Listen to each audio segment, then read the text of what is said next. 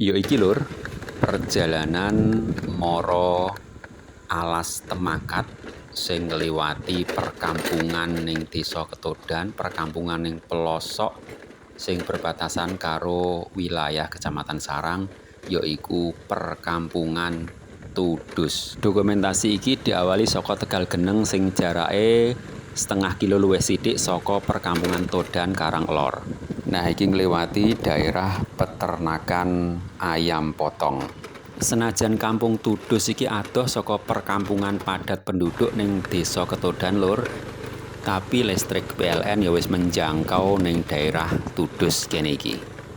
Diarani Kampung Tudus iki merga jare mbah-mbah biyen ning Tegalan kene iki watune gedhe-gedhe. Dadi watune sak wedhus-wedhus diarani Tudus. Nah, iki wis mulai mlebu ning wilayah perkampungan Kampung Tudus lur. Yen taun 90-an no daerah Tegalan Tudus kene iki biyen cuma ana omah telundi lur. Iku pun panggone mencar-mencar. Nah, saiki omahe wis akeh ngene iki. Ya wis ana musolane piring nang kene iki saiki. Ning ngarep kuwi engko ana telon lur, sing nganan teko Temangkat.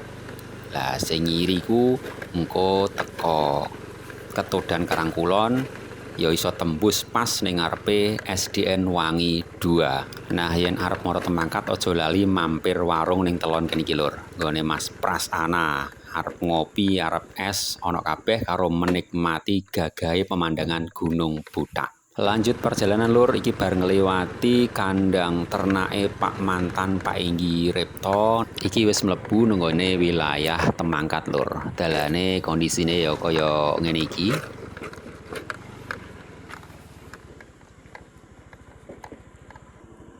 Nggih. Gawa.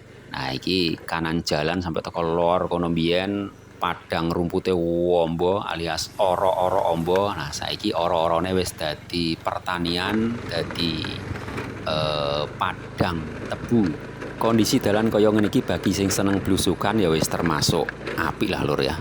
Bahkan ratan iki ya sampai teko mlebu alas kono iso dijangkau nganggo truk.